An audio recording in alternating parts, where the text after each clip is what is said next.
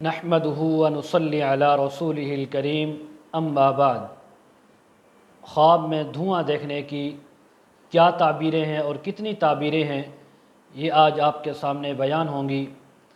سب سے پہلے آپ سے ایک چھوٹی سی گزارش، جن حضرات نے ہمارے چینل کو سبسکرائب نہیں کیا، چینل کو سبسکرائب کر لیں اور بیل آئیکن کے بٹن کو دبا لیں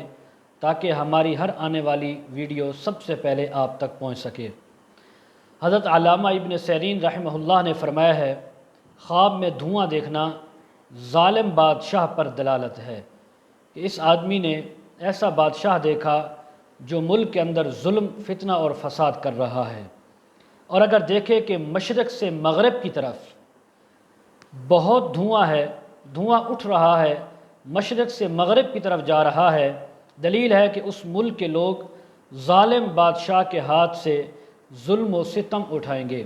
جس ملک میں اس نے خواب دیکھا اس ملک کا بادشاہ ظالم ہے اور لوگ اس کے ظلم و ستم کا شکار ہوں گے۔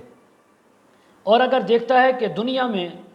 پوری دنیا میں دھواں اٹھا ہوا ہے، پوری دنیا کے اندر دھواں چھایا ہوا ہے، خواب کے اندر یوں اس کو محسوس ہو رہا ہے، فرمایا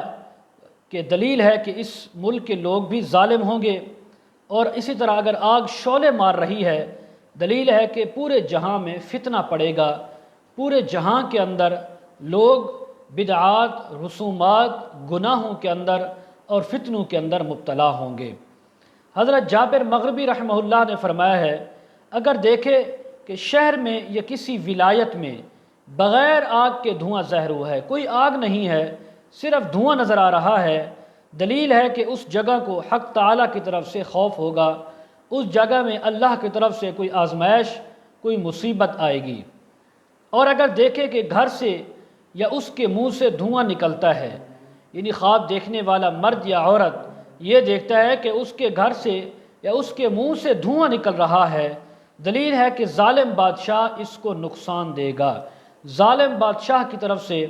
ظالم حکمران کی طرف سے اس کا نقصان ہوگا، اس کو ضرر ہوگا۔ اور یا اس کی دوسری تعبیر یہ ہے کہ منہ سے دھواں نکلنا یا گھر سے دھوئیں کا نکلنا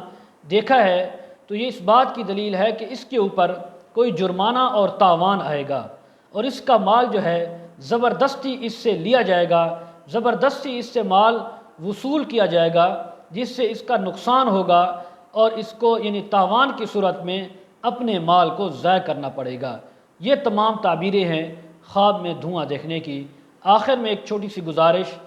جو حضرات اپنے بچوں کو آن لائن قرآن مجید، تفاسیر، نورانی قاعدہ، احادیث اور مسائل وغیرہ پڑھانا چاہتے ہوں تو کمنٹ میں ہمارے ساتھ رابطہ کر سکتے ہیں۔ وآخر دعوانا ان الحمد للہ رب العالمین۔